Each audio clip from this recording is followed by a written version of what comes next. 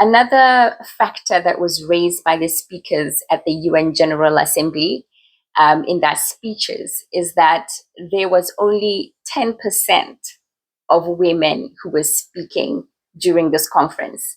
1 in 10 of the speakers were women. So obviously Sweden raised this. The Swedish speaker, she was Maria Malma Stenegard. I could be saying her name wrong, but Maria mentioned just how much gender disparity is a major issue for countries around the world. Gender equality is a main issue for countries around the world. And she specifically mentioned how Sweden puts gender equality as one of its core values.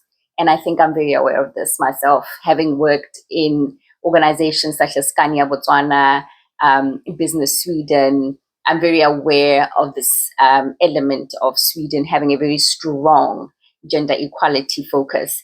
And in the case of the Swedish representative, she actually mentioned specifically how a lot more work is needed with sexual and reproductive health services, that there needs to be more of that provision, and also in the context of LGBTQ populations.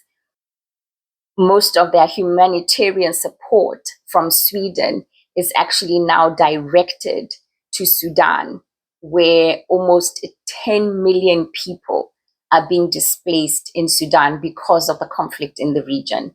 10 million people, right? Amazing numbers. That is very alarming numbers.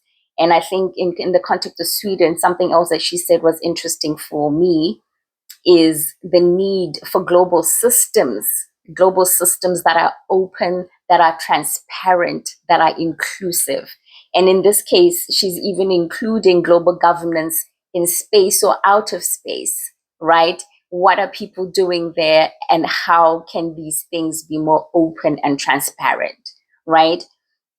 Also, in the context of Sweden, she spoke about the need to defend international laws, to make sure that they are democratic, and to make sure that they're gender inclusive, right? I think that was quite a major theme for Sweden, is the gender element, which I absolutely appreciated as a woman myself. All right, let me move on to the next speaker and see what else I picked up that were key highlights of interest, particularly when we're talking about social determinants of health. All right, my friend, I hope you have an idea of how your geographical location can serve as a determinant of health. Thank you so much for popping by. I hope you're having a lovely day where you're watching from, but most importantly, I hope you're having a healthier day wherever you're watching me from. Bye.